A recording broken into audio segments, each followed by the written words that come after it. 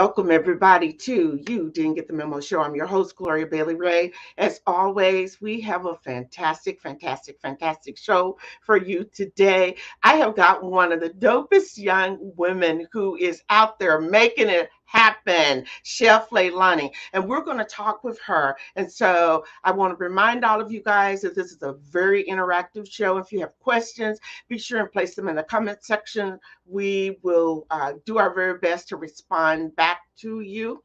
And at the same time, I want to just remind you guys that whatever you do, call somebody, say, hey, look, Lady G and Chef Leilani, they're on. So make sure that you join us. Now, I do want to remind you of this, and I'm extremely excited to share this, is that starting on May 1st, I will have my own channel. Yes, my own TV channel, which will air all of my shows. That's a lot of shows, y'all. I've been doing this for a very long time, but 24 hours a day, 7 days a week. And as they say, there is an app for that. So let me just share with you some information. This app is through local BTV, and everybody, excuse me, everybody gets their news on the phone. They're watching their phone, their iPad, all of these things. And all you got to do is go to the www.localbtv.com, download that BT app, and you'll find my shows. They're listed under the memos starting May 1st. Now, you're probably saying, well, okay, well, where is this at? Look, BTV is everywhere. I am honored to be able to be a part of this. And as you can see, it covers all major cities. So no doubt in my mind that we're really and truly going to have it going on. So look out for that. All right. Now, if you're a business owner, I do want to say to you that you may want to reach out to me and just do some advertising. As you guys know, we are all over, totally international. And so as a result of that, you never know where all of your business and things could come from. So at present, the app is available for people who are here in the Bay Area, but we are also looking to branch out to it. All right. I always like to give a quick shout out to all of my viewers, both nationally, internationally. It's exciting to have you guys be here, and I am always eternally grateful. Thank you for tuning in. Now, listen, I said my guest today is Chef Leilani. Let's get to it. And, I want you guys to go by the Magnolia Street Restaurant, which we're going to talk about. If you live in the Bay Area, even if you're coming to visit, that should be on your bucket list to go by and to see her. So let me tell you a little bit about my guest before I bring her in. Chef Leilani is the executive chef and owner of Roux and Vine Catering Services and her newest offering, Magnolia Street Wine Lounge Kitchen, her restaurant, Magnolia Street Restaurant, that's named after the street that she grew up on. We're going to talk a little bit about that. She's a native of Oakland, California, and she found her calling to the culinary world in her youth. She was raised by two grandmothers, and she learned at an early age that food and hospitality were the way to people's hearts. And we're going to have her talk more about this and about her grandmothers and the influence that they had. But without further ado, I want to welcome, Chef Leilani. Welcome to the show. How are Thank you? you. How are you? I'm doing good. I'm excited to be able to have this opportunity to talk with you, highlight all the work and things that you've done. And, I was doing some serious research. I'm like, this sister been busy. Okay. You have been very, very busy. But let's just kick it off with the fact to tell our viewers your backstory. What's your backstory? What would you like them to know?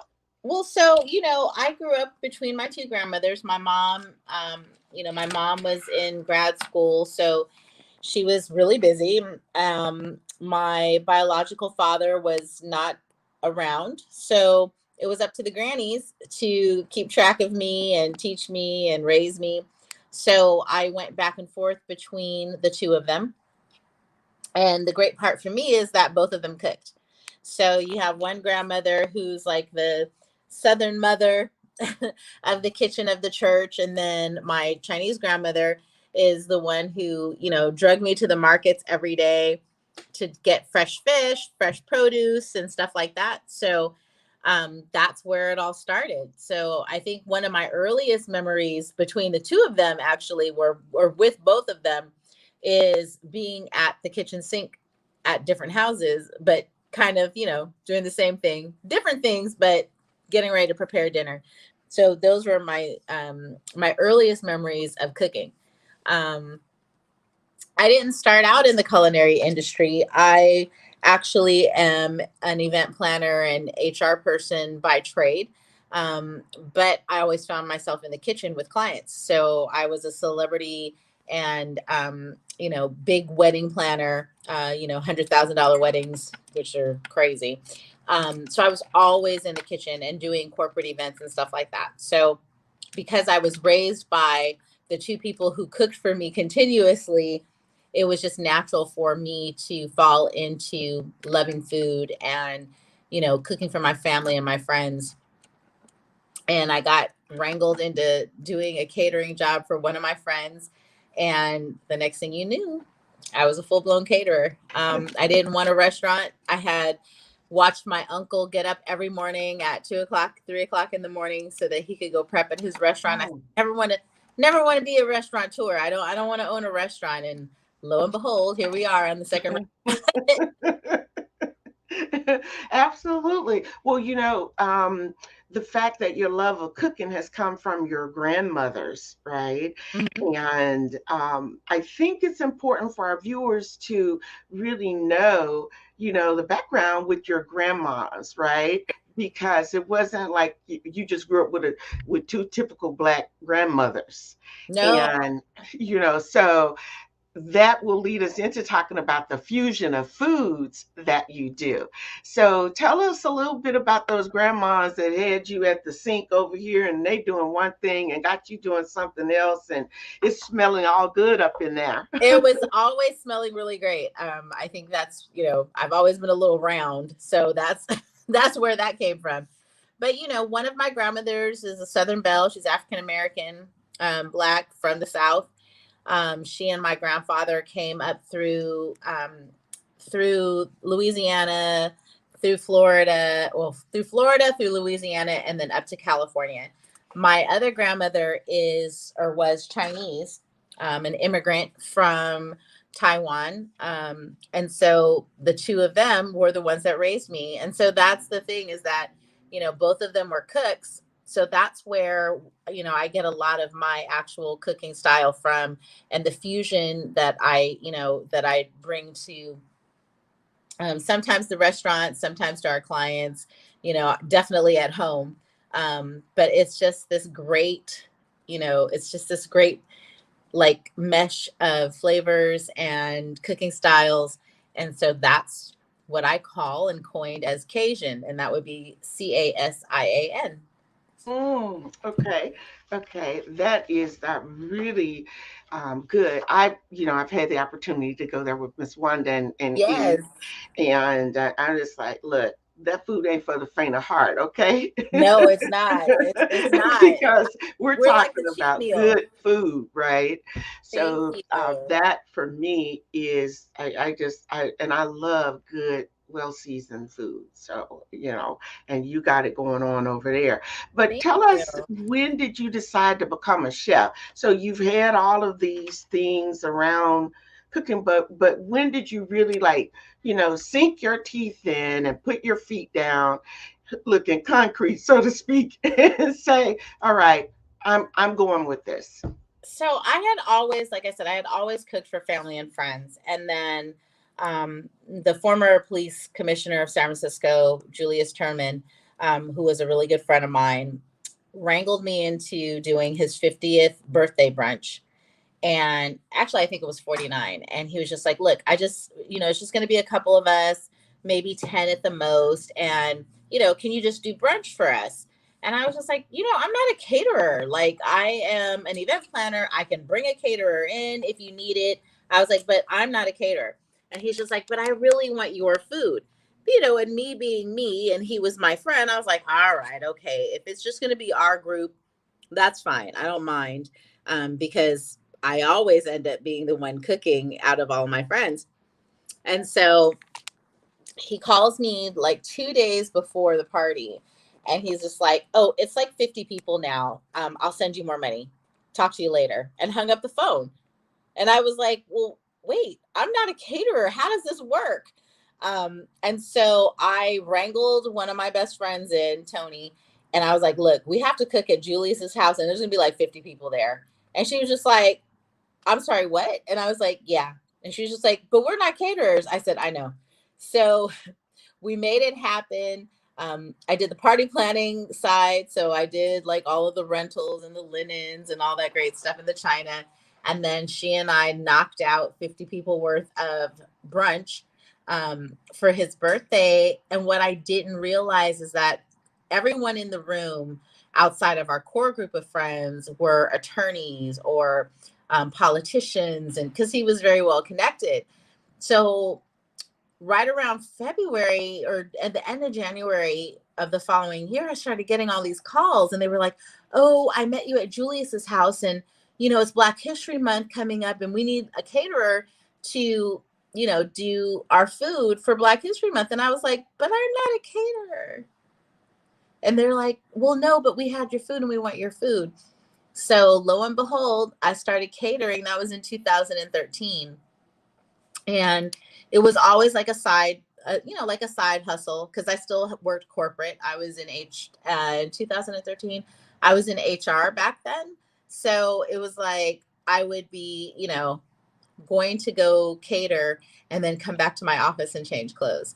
Um, and then when we opened the first restaurant in 2018, things started getting really, really hot and heavy for us in terms of catering and running the restaurant. I shared space with an amazing lady, a good friend of mine. Her name is Stephanie. She owned the bar, and it was like, "Hey, I need somebody to come in and run the restaurant." And I was like, "But I don't want to run a restaurant. I know how to run a restaurant, but I don't want to. I just want to do my catering out of there."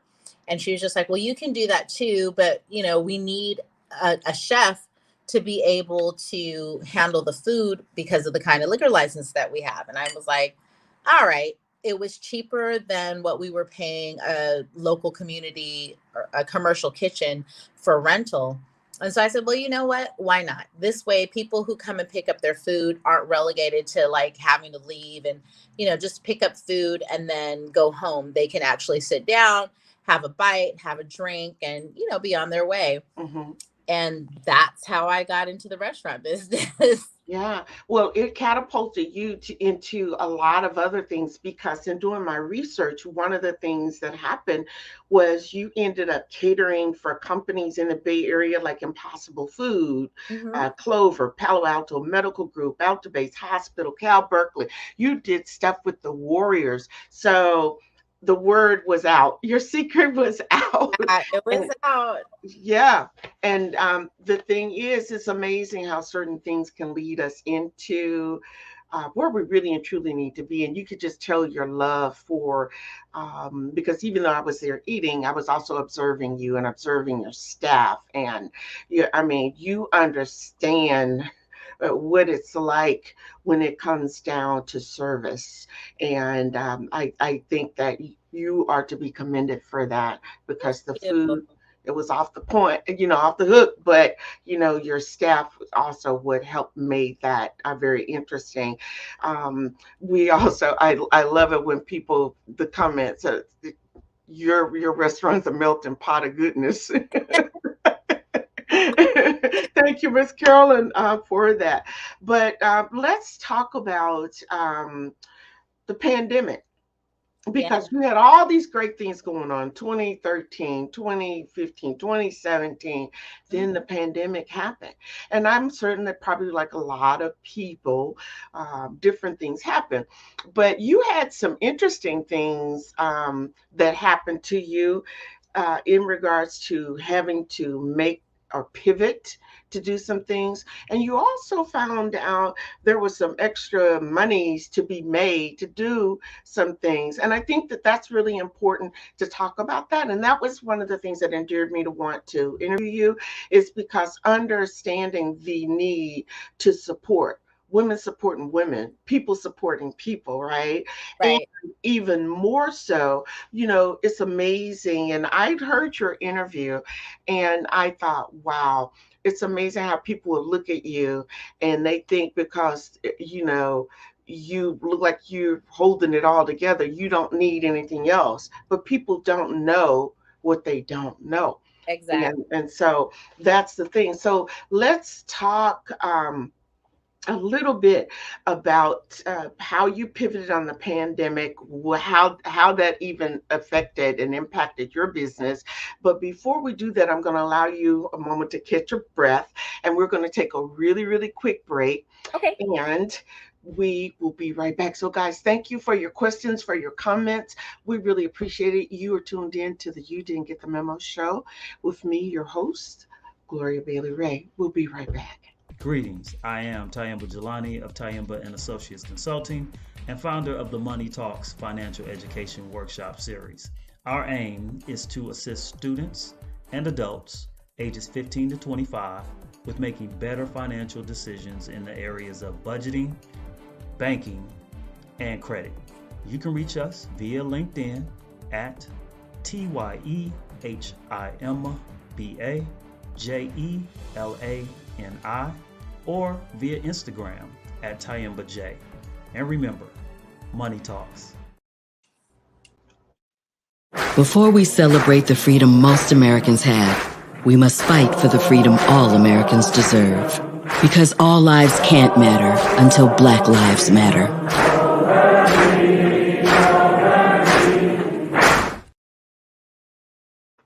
All right, I'm here with Chef Leilani, and we're just having a fantastic conversation. And before we went to break, I posed the question to Chef Leilani to just talk about how she had to pivot as it related to the pandemic. Did she have to close her business? Did she have to let people go? But also, what was that aha moment when you found out that there were ways for you to be, I guess the word would be sustainable, even during this pandemic. So, can you talk a little bit about that? I ask a lot of questions in there, but No, no problem. So at the end of 2019, we had left. I got the opportunity to take over the space where we are now on San Pablo. And so we took over the space, started construction, and we were in the midst of getting all of our permitting done and our liquor licensure and all that stuff. And then what ended up happening is right before the pandemic started, we were up for our very last set of inspections so that we could open. And then the pandemic happened, the city went dark, and it was like, what do we do? Because technically we couldn't open because we had no operating license. We had no health department clearance to do anything because the city was basically and the county was basically shut down. So what we did for the first couple of months was literally just plan and finish up all the construction and get our inventory in, which at the beginning of the pandemic, inventory wasn't really an issue, because what we were buying, people were more concerned with hand sanitizer and masks and gloves and things like that. And so we got ourselves set up. We got ourselves set up so that when the city did open, we could be ready. What ended up happening is when the city opened back up, I was literally like the first person on the phone, booking an appointment to get our last set of inspections done. And so we officially opened April 2020. Which was right at the height of the pandemic. And it was like, okay, so we're open, and now what? Because they hadn't lifted the rules where you could, order out and things like that. So we basically spent little over 90 to 120 days just getting ready and waiting for the city, for the statutes to be lifted so that people could at least order food to go. And that's how we pivoted. Because of the way that I started, after I did Julius's birthday, I was literally, I was like selling chicken out of the back of my car at the Rite Aid parking lot in San Leandro, or having people come to my house to do a plate pickup. And so for me, it was a matter of going back to where I came from and going back to doing pop-ups, and getting people involved, and, text messaging everyone we knew and making sure it was blasted on social media that we had these plate pickups, that you could come to the restaurant. You couldn't come inside, but you could come and get your food to go. We would bring it out to your car, put it on your hood, things like that. And that's really what sustained us throughout the pandemic. And it was kind of crazy because, I was talking to other caterer friends, the first restaurant, Roux and Vine, that I opened, it was literally like my hobby, because catering was basically my bread and butter. We have clients like ESPN, NBA TV, Kaiser, Sutter, Altibates, big companies like that were allowing us, before pre-pandemic, we were, pretty much like $1 million catering company, because of the contracts that we had. And when the pandemic hit, all of that stopped because nobody was gathering anymore. So all of our social clients, all of our corporate clients, nobody was doing events because we couldn't. So for me, it was a simple transition of going back to where we came from and where I came from. And like I said, I came from, basically selling plates out of my house, out of the front door. We had a little table out at the front door. Mm-hmm. My husband would greet people. People would call or text in their orders. They'd pay via Cash App or Venmo or whatever, and then they would pick up their plates. So for me, it was just like, that's what we go back to, because at this point it was kind of like, well, we still have bills to pay. Right. Unfortunately, I let my staff know, like, hey, because they had came with me from the other restaurant. And I was kind of like, nobody's doing any work right now. So I can really only have me and a cook. We were everything. We were cashiers, we were dishwashers, we did all the shopping. And then, midway, that's when the supply chain started getting really messed up. So then we were forced to, be creative about that, because it was like, you couldn't find certain things that we needed in the restaurant. And so it was, doing a lot of ordering online, but having to wait weeks and weeks for stuff to come, in terms of like, just like napkins and, stuff like paper towels and stuff like that.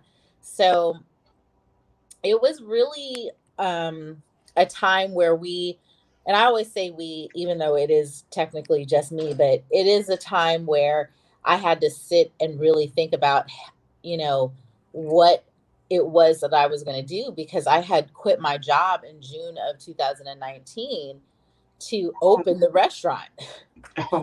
So it was, it forced me to, my husband was like, well, you can always go back to work. And I was just like, right, but we're in the pandemic, so there's no work. So what are we going to, what am I going to do? So it was just a matter of really praying about stuff and trying to figure out which way to go. And fortunately for me, because people couldn't go out to eat and they could order and they could DoorDash and they could Grubhub and things like that, we made all of that available to people, and we did really well. Of course, it wasn't what we had, forecasted in terms of what the restaurant could do, but it was going to keep us afloat. And I would say around August of 2020, I have a lot of restaurateur friends and catering friends, right? And, the conversation about what are we going to do, kind of stopped. Hmm. And I was kind of like, well, what's going on? You know what I mean? Like, Right. and so a couple of friends of mine actually had to close their restaurants down, which I thought was like, this is the time for us to come together. So what's happening? Yes, So yes. a friend of mine, Chef Brandon, Chef B King of Salt and Fire, we decided to have an industry night. Mm. Totally like not supposed to happen because we weren't supposed to be gathering. But we decided to have an industry night so that we could talk to people in our industry, find out what their needs were, how could we help each other, Mm. introduce ourselves to each other for people, like, because people that I knew, you know, per se, another new restaurant didn't know, or, and so it was like bringing together the people to figure out how we could support each other. The ultimate in networking, basically. Yes, yes. And I had gotten a call. So I'd gotten a call maybe a couple of days before the event happened. I got it Hmm. from WCK, which is World Central Kitchen. And the young lady said, you were referred to us by the mayor, Libby, and one of the daughters of Everett and Jones, which is Mm. girlfriend Dorcia. And I was like, okay, what is it that you need? And she was like, well, we have a program. We've had this program going for, a couple weeks after the pandemic started. And she explained to me Ah, what the program was. And she was just like, basically we pay restaurants or caterers to provide meals for the community because there's this great need, especially since the supply chain was so off. People were hungry, and which is a constant battle in Oakland and everywhere anyway. But it was intensified by the pandemic. And so I was just like, this is amazing. I was like, she was like, yeah, we've been doing it for months and months. And I was like, really? And she was like, yeah. And I was like, oh. And she was just like, she started naming off the restaurants and some of the caterers that were doing the program. And I was like, those are like my people. How come nobody told me? mm. How come nobody told me about this program? Um, so when we had our industry night, I got up on the stage and I basically said, so how many of you guys are doing World Central Kitchen? And I would say 3/4 of the room raised their hand. Wow. And I said, well, I have a question. How come nobody told me? How come nobody told me about this opportunity? And I Mm. think that this is where our community falls short, or our industry, or our people, or our friends fall short sometimes, because they have a mentality of, if I let you in, I'm going to lose some. Right. Right. Um, and at the height of the pandemic, the WCK program was doing so many meals. There was no way that all of you, that one person or two people or whatever could do all the meals. Like, come on, there's plenty, right? There's plenty of space for everybody.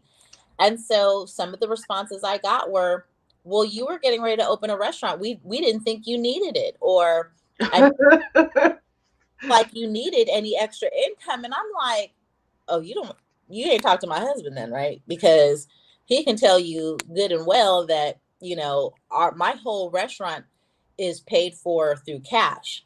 Hmm. So, we don't have any investors. We don't, none of that, you know? And so I was baffled, because I was like, here I am holding a community event where we're supposed to get together Hmm. to try to help each other. And yet there's a program out where people are making, thousands of dollars a week and able to bring their staff back to work. Yes. And Yes. you didn't want to share that information. Mm. Yeah. And that's a hard pill to swallow. And that's one of the reasons why I wanted to, for you to also bring that out, because I think that it's really important.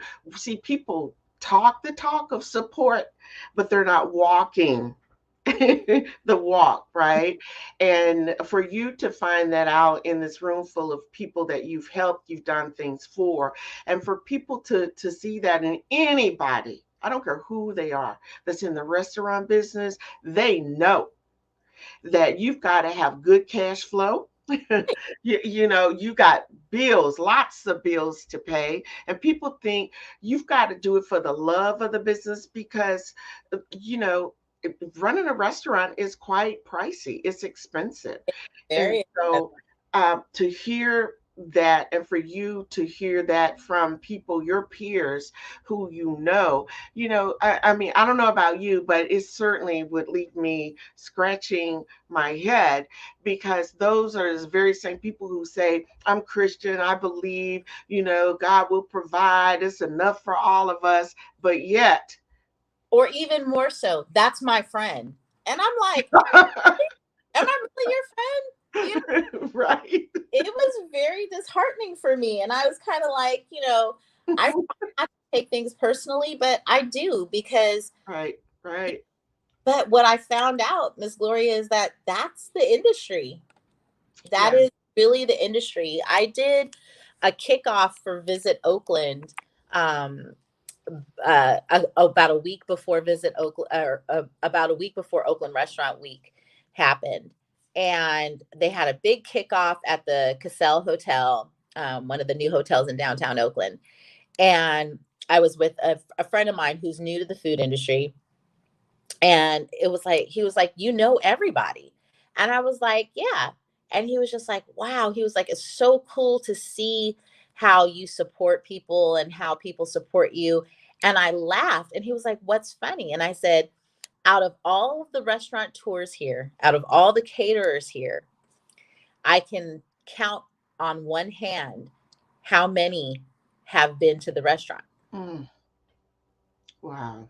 And Wow. it was like, well, we went to so and so and we've been here and you've gone here and you've taken pictures here and blah, blah, blah, blah. And I was like, yeah, because as a community member of that industry, I always try to support, especially I try to support new businesses and new Right. restaurants, and especially if they're Black owned or, Mhm. just really try to offer, an insight about support. And, if you have any questions, like, let me, I'm here to help, and he thought that was horrible. And when you look at it, it's kind of like, I got people running around here calling me sis and stuff like that, and they've Yeah. never been to my restaurant. Right. Right. Not even to say hello. Yeah, not to eat the food, nothing. Right. And I just think that that's important. And I mean, I can say even for me, I get it all the time. People say, "Oh, girl, I don't have time to watch your show." I know, even though you can go back and watch, the reruns and watch it over. To hear someone say that, but yet they say, "Girl, I got your back. I'm your sister. Right. I'm your brother." And but like you said, you can't take it personally, but what you do recognize is that when God gives us gifts, he gives enough for everybody. It's what we choose to do with it. And see, you just Exactly. kept rolling. And that was, to me, that is why you have built such a network of people who are with you right now. You talk about selling chicken dinners out of the back seat of your car, whatever. But think about those people who love you enough to say, you know what, yeah, I could probably go home and fry some chicken or do something, but I'm going to give that money to, Leilani. And I think that speaks volumes of your character and who you are as a Thank person. you. Yes, I mean, absolutely. And that's why I said, guys, I need you if you're here in the Bay Area. You need to get down to a restaurant. Come on There's, down. We're you know, there. yeah, absolutely. So, but what we're going to do, Leilani, we're going to take a really quick break. But when we come back, I want to get into you talking about what your signature dish is Okay. and, how many, let's see, your signature dish, but what's your favorite dish to prepare? So we're going to talk a little bit about that. Thank you guys. I see all of your comments. Thank you, San Antonio, Arkansas. Look, I'm feeling you guys. Thank you. Africa, I see you. Hey, Emmanuel, thank you guys for being here. So, know that we'll be right back. So, Chef, I'll let you get a drink of water. Don't go anywhere. All We'll right. be right back. Okay. Thank you. All right. Absolutely. 1 in 3 adults has pre-diabetes. That means it could be you, your favorite brother, your other brother, Yes. you, your football buddy, your football buddy, you, your plumber, Breathe right into your foot. your plumber's masseuse, Yes. you, your dog walker, your cat jogger. With early diagnosis, prediabetes can be reversed. Take the risk test at doihaveprediabetes.org. You told me not to talk to strangers. You told me not to cross the street without looking both ways. You told me not to touch the stove. You told me not to do drugs. You told me not to drink and drive. You gave me so many messages about how to stay safe. Why didn't you keep me safe by properly storing your gun?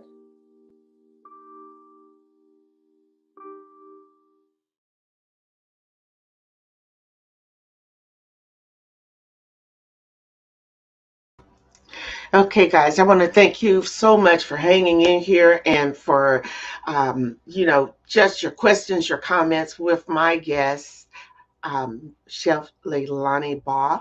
And we're just like covering a plethora of information. We're just talking all kind of topics. But before we went to break, I had posed a question to Chef Leilani, what her signature dish is.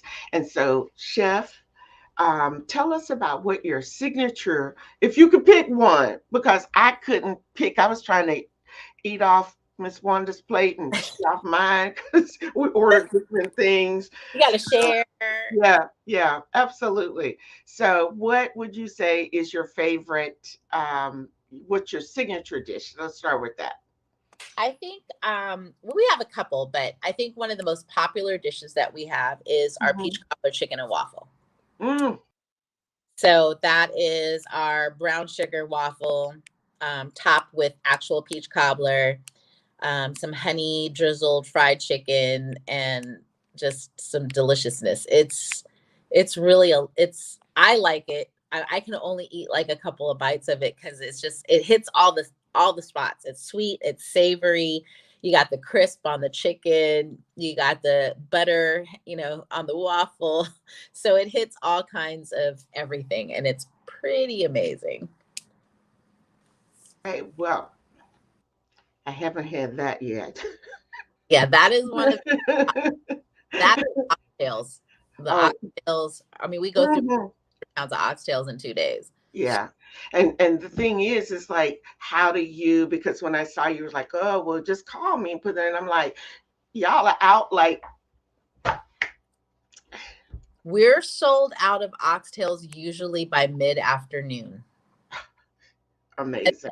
And we have, and they take so long to cook, right? So usually out mid-afternoon, and then we're reloaded by about 3 o'clock in the afternoon, like 3 or 4 o'clock in the afternoon as it gets later and goes more towards dinner. We have made adjustments though, because, people love those oxtails. So, right. We upped favorite.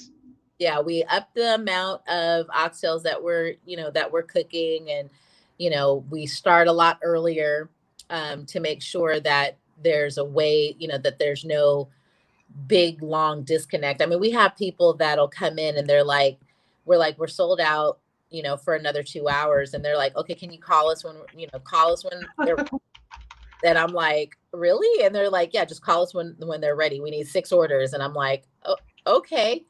I love it. Yeah, our customers are really, they like what they like. And, on average, we have about 30% of returning customers every week. I have families that come in every weekend, and I'm like, this is like your weekend spot, huh? They're like, yes. Yeah.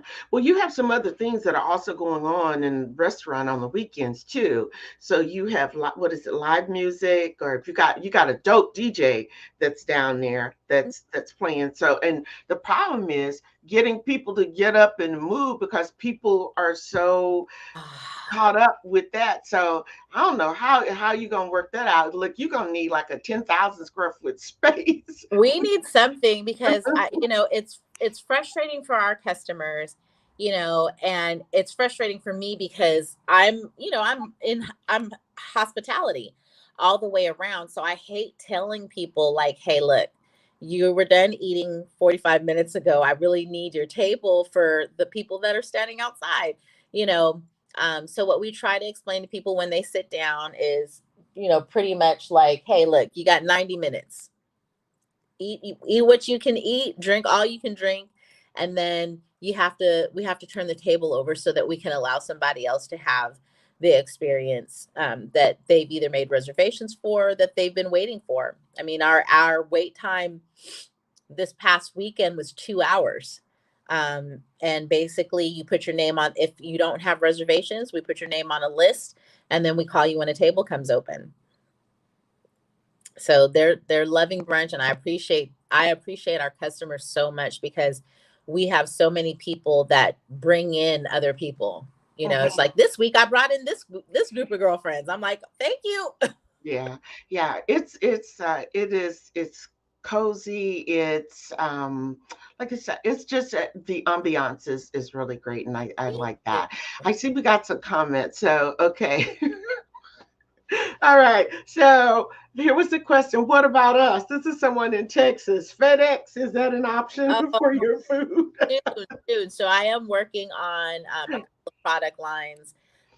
You won't be able to get the fried chicken though. I mean, you'll be able to get our chicken fried, but not necessarily the actual fried chicken. So I have a couple of concepts that we're working on where people will be able to buy direct things like our grits, our cornbread mix, our fish fry, and our chicken fry. So be on the lookout for those kind of things. So it'll help you. I won't be cooking the food, but it'll help you guys. Okay. Well, I think that the fact that they're asking, and in fact, I just want to put in, someone had asked about the restaurant. Where is it located? So let's make sure that I got that right. Is that the correct address there? That is correct. And that is our phone number. So if you want to make reservations, please call that number. I usually man the phone. I pick the phone up Tuesday morning, and I'm pretty much manning the phone until we open up on Thursday, taking reservations and making sure people are taken care of. Okay. Okay. So here's a question. Let's talk about, what's your favorite cuisine? Your favorite. You've got so many. Are you able to choose? And with that, what's your favorite dish to prepare? Now you talked about, look, in fact, let me just share with you this comment when you were talking about that waffle. My tummy says, bring on that waffle. That's right. So, yeah.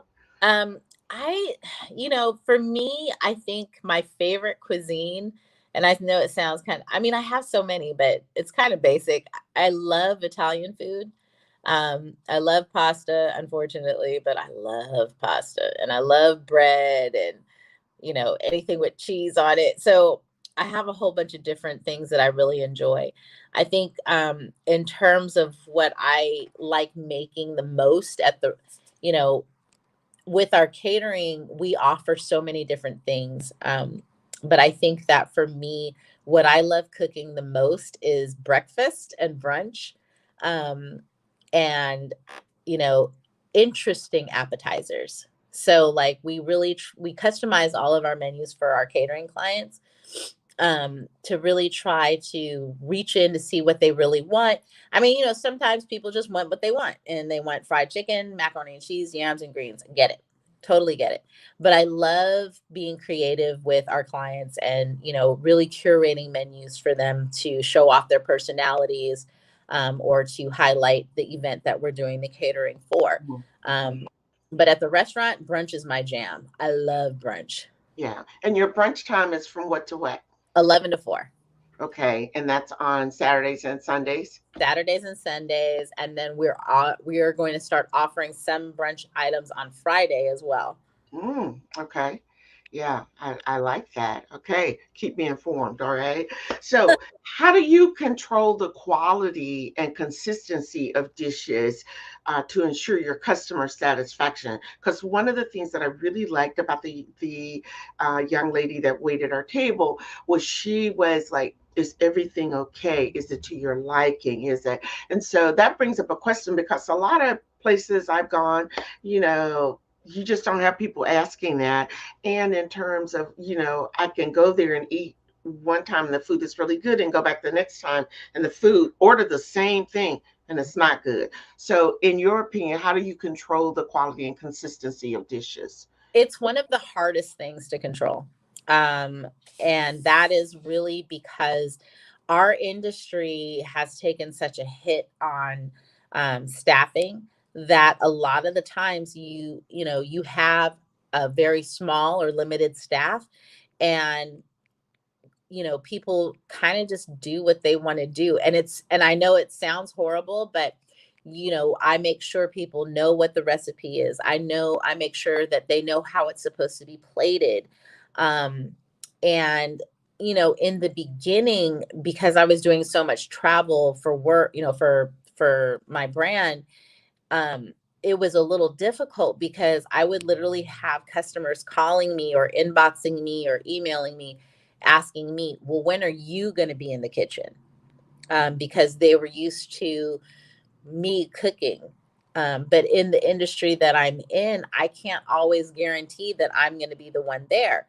So I stress to the chefs behind the line that, hey, we all have to make it together. We all have to make it the same.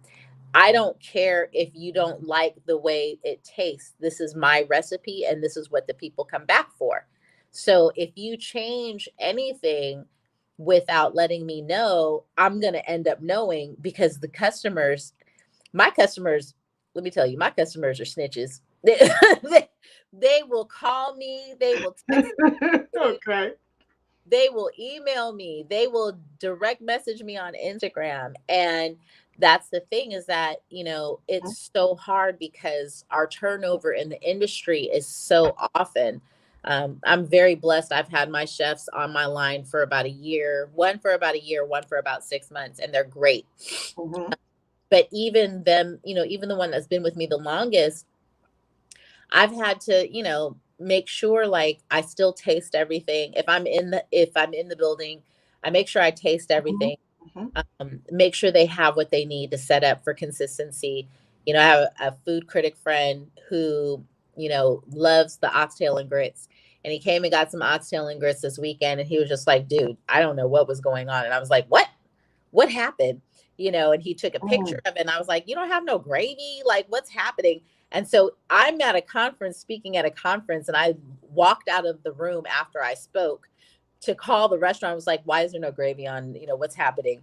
And so, although it sounds funny when I tell people, when I tell the line, the customers aren't going to say anything to you, but they're going to call me. And so I'm going to find out. And so let's just all make it the right way. Let's make it Absolutely. okay. Because that's what keeps the people coming back. Mm-hmm. I know personally, I've had the same kind of experience where I go to get one thing and that's my jam. That's where I go to get this. This is where I go to get that. And if it's off, I will be I'll put a restaurant on timeout in a minute. I heard that. I heard that. Everything. God bless my hairdressers, but I do it with them too. It's like if things start getting wonky, I put you on a timeout. And that's what we don't want. And that's what we want to try to avoid because my customers to keep coming back for what they want. Absolutely. Absolutely. So real quickly, how do you address food waste as a mean to decrease overhead? Because, a lot of times you see a lot of that. I don't know if it's as much now, given the fact that you're talking about the supply chain, you can't get things. But do you deal with that in that arena, addressing the food waste piece? So addressing food waste is also something that is a little difficult because it's easier for us, I think, because we're only open a certain amount of days, right? We're only open Thursday through Sunday. And so I've gotten pretty good at determining what we need for those days that we're open. However, like any other restaurant, there's always overage. There's always some waste, some produce that's going bad or whatever the case may be. And so it's really about taking a look at the end of the week, on Friday, especially for brunch on Saturday and Sunday. I'm like, okay, we have this in the refrigerator on Friday. Let's do a special of this. Like, let's not let anything go to waste. I will be quick to take, like if there's like 6 pieces of fish left in the bin at the end of a Sunday, I'm gonna take it home and I'm gonna fry it or bake it or whatever the case may be. Right. We also, we still feed the community. And so when I have an overage, things like chicken, I feed the tenants upstairs. I feed our little friends that are outside in terms, that are walking up and down the street. And that's a part of our mission, is to make sure our community and the community that surrounds us is still nourished and fed. And, because it was interesting, because when we got the notice that WCK was ending, it literally said in the email, now that restaurants are back open, we'll be ending the program. And I was like, what does that have to do with it? Because the people that we're feeding aren't our restaurant customers. Right. So I'm still working, we're still working to feed the community. Right now, we're working with community kitchens, doing the Dine In for Justice program. I'm also in the middle of opening up a nonprofit for my son, which is called Mason's Promise, because I've taken him with me to distribute meals and stuff like that. And he was floored by the amount of children that were in the line to receive food. And so he was like, Mommy, no, these are kids. And I was like, yeah. And he was like, kids shouldn't be hungry. And I was like, no, they shouldn't. Right. So, we're opening up that nonprofit for him under his name. And we're working with a couple of city council members to get funding to continue the community meals outside of what we're doing. That's great. With community kitchens and Eat, Play, Learn. Yeah, that's great. Okay, so let's get to some fun part, because you were on the Food Network. Yes, I just left. And people were upset. They were like, you should have won. So talk about that time. And this time always flies. People think 55 minutes is not. I'm like, okay, I'm asking you all these questions, but you got to talk about the Food Network. And in that, is there a chef that you admire the most? Who is it and why? Okay, so I asked you 3 questions, kind of 2.5, all right there. So Food Network, go. I always watched the Food Network, even before I started, catering and things like that. I've always watched Food Network shows. It drives my husband crazy, because he's just like, we've seen this one 3 times. And I'm like, I know, but I'm just watching it. I did my first Food Network show in 2019, actually, right before the pandemic started. We filmed it. And that was Supermarket Stakeout with Alex Fornicelli, who I absolutely adore, because she is so real and she's an amazing person, and I love her. She has no airs. Like, she is who she is. She can cook really good food, and she's just super down to earth. The next show I did was Chopped, and that was Alton's Maniacal Baskets. On both shows, I got all the way to the end, and for whatever reason, I didn't win, but it was a great experience. I just finished another Food Network show, which will be airing either at the end of this year or early spring next year. Oh, okay. Oh, that is awesome. Well, definitely let us know so that we can, share that information. So, what are the top 3, in your opinion, kitchen tools that you just can't do without? And I know there are a lot of tools, but what are 3 that come to mind? You really need a great knife. You need a silicone spatula, so you don't jack up your your pots and pans. And one thing Mm. that I absolutely love, because I hate smelling like garlic at the end of the night, is, is, is a garlic press. Okay. Okay. Yeah. All right. So you guys heard that. And look, we have one viewer who says that they're going to be there Thursday morning. I'll be there. They're coming, you know. Thursday's my actual birthday, so I'll be kind of popping in and out during the day. Oh, happy But birthday. thank Early you. birthday. You're, That's you're awesome. open Thursday, so come slide through. Okay. I'll be stopping in and out, and I will be there all weekend because we're celebrating my birthday all weekend because it's the big birthday. I'm 50. Oh, look, don't look at a day over 30. So look. Thank you. you doing it. You holding your own. Okay. All four of my babies be like, Noni is old.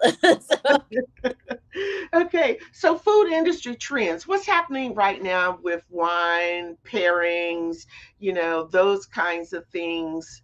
Talk a little bit about that. Huh?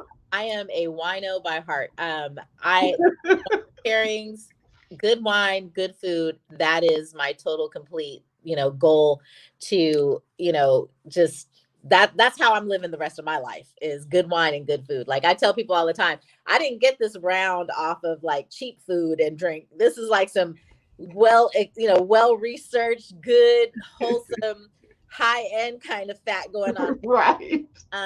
But so something that I've been involved in, which is absolutely amazing, is working with Fern Stroud of Black Vines.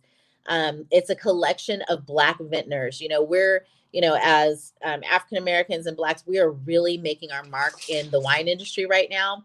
And, my job is to make sure that the food that's paired with that wine is on point. And so we are actually going to be doing, starting in the spring, so starting in May, throughout fall, we're going to be doing monthly wine and food pairings with a different vintner every month. And so that has been my latest thing that we've been working on and keeping in trend with, is the Black vintners. So Black Vines, like I said, highlights and collects Black vintners and gets the word out to people. There's a weekly event, which is Wine Wednesdays with Black Vines. And so on the 27th, I'm really excited because I'm going to be highlighting my sister, Paula Harrell, and we're going to have some great stuff because she has a brand new Brut book out.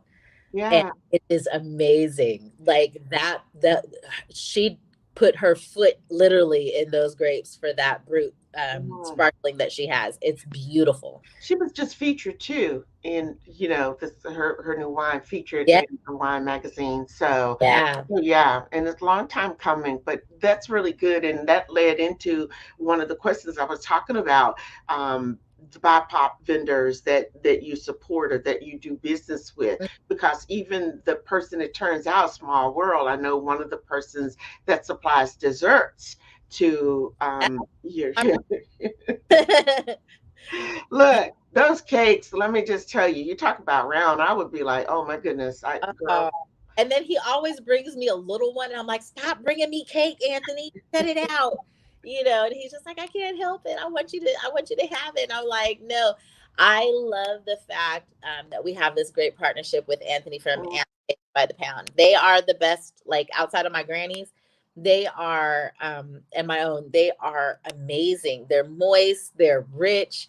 You can tell he uses really good ingredients. There's lots of butter. It's amazing. It's amazing. Yes. So I'm just like, but I have to hold up on that some, because it was both. I was like, this is out of hand. So, okay. So as we wind down our time, Leilani, tell me, what advice would you give someone who's looking to break into the restaurant or catering business? And what do you want viewers watching this show today to take away? I think one of the biggest takeaways for me, especially as I still continue to try to build our industry and our community with Black chefs and restaurateurs and caterers, is that you find somebody who can mentor you. Because if I had somebody who could mentor me, I mean, my uncle, he owned restaurants in our family and he mentored me as much as he could. But at the same time, I was a little proud and I didn't want to keep asking him for help. But when I tell you, I bumped my head so many times unnecessarily. So for any industry, but especially the restaurant and catering industry, find you a mentor who can kind of, talk to you about the pitfalls to avoid. They can self disclose and tell you what they've gone through to kind of help you so that you don't have to make the same mistakes, especially when it comes to mistakes that cost you dollars, right? So if I said on my live yesterday, if you want to go out, you think you have the best fried chicken recipe ever, then get up and let's go, let's do it. But with any business, and I tell this to people all the time, you can cook your butt off or you can do whatever it is you do, like at the highest levels. But if you don't have a business mindset or you don't have a business background, it's not going to work. And I went about things backwards. I had already owned several businesses, so I knew about the business aspect of it, but I'd never owned a restaurant before. And so there were things that I had no idea I needed to do. And it wasn't until I got slapped on the hands or I lost money that I was like, oh, I wasn't supposed to do that. Oh, I needed to do this. Mm-hmm. And so when you find somebody in the industry that you can trust and, that you want help from, just ask as many questions as you can. Even if I've sat down with people and gone step by step. This is what you need to do first. This is what you need to do second. Yes. Because as an elder, now I'm an elder. So as an elder in the industry, or as an experienced restaurateur, I can say that, I want to help people. I got like 6 or 7 good years left in this, because I stomping around all day on them concrete floors is killing my back. Yeah. So find you somebody that can kind of not necessarily hold your hand, but keep you from falling through the cracks. Right. Absolutely. So the takeaway, let me just say this for all of you. I have been flashing up here Chef Leilani's, you got her website. Go there, visit it. You know what? Catering, check it out. Her Instagram, follow. That's one of the things that just gets me. Y'all, it takes nothing for you to just hit follow, right? Yeah. And then the address to go to Magnolia Street Restaurant. Now, I know that we called ahead to just make sure that we had reservations and that kind of thing, which, I don't know, maybe you would advise that. Give space. Especially for brunch. Okay. So you guys heard that for the people in San Antonio, you can't get fried chicken, but she's working on being able to FedEx and send you other things. That's the thing. And I can just tell you the food is absolutely scrumptious. So we've shared and gotten a lot of information about Chef Leilani, who I will tell you, I'm just so honored and humble for you to take the time, because I know how busy you are. And that's one of the things I want everybody watching the show to know. We are here to provide you, the viewer, with relevant, fact-based, mainstream information to help you be informed and to make informed decisions. And that's really and truly why this show has existed as long as it has. So go by, make sure that you, no matter what you do, you drop in and you go see Chef Leilani. I'm going to say to you, Chef, don't go anywhere. I'm going to come right back to you. Okay. All right. So hang tight. To all of you, I want to again thank you for being here with us. But more importantly, I want to thank Chef Leilani Baugh for being on the show today. It is my hope that you have found the information that was shared here today to be educational, informational, as well as inspirational, because that's what it is about for me. I want you to be sure and follow me on all my social media sites. You guys know, mark your calendars. Every Tuesday, 5 to 6 p.m. Pacific Standard Time, the You Didn't Get the Memo show is on. And you heard at the beginning of the show that there will be an app for you to be able to download, and you can watch all my shows. If you are new to following me, then you can go back about 6 or 7 years and watch all of those old shows, and they are all good, if I must say so myself. So I want to thank you and ask that you add You Didn't Get the Memo show to your weekly list of shows. I guarantee you, you're not going to be disappointed. I want to say this to you. Not only do I appreciate you guys, I want to thank all of you so much for your support. That means so much to me. I don't take it lightly, and I don't take when my guests give of their time lightly. But I want you to know how much I really and truly appreciate you. It's been a blast as always. And as I always say, and I like to end the show, if you didn't take anything away from today's show, then it really and truly is you who didn't get the memo. But I'm going to leave you with this. And this is a favorite quote of mine. And I say it pretty much after every show, is that the quality of your life is determined by the decisions that you make. Know that perseverance is going to walk you into your purpose. So I want you guys to have a wonderful rest of the week. Give thanks for all of your blessings. Stay safe. And always remember to pay it forward. Listen, I'm your host, Gloria Bailey Ray. And I wish you peace and blessings until this time next week, guys. Much love.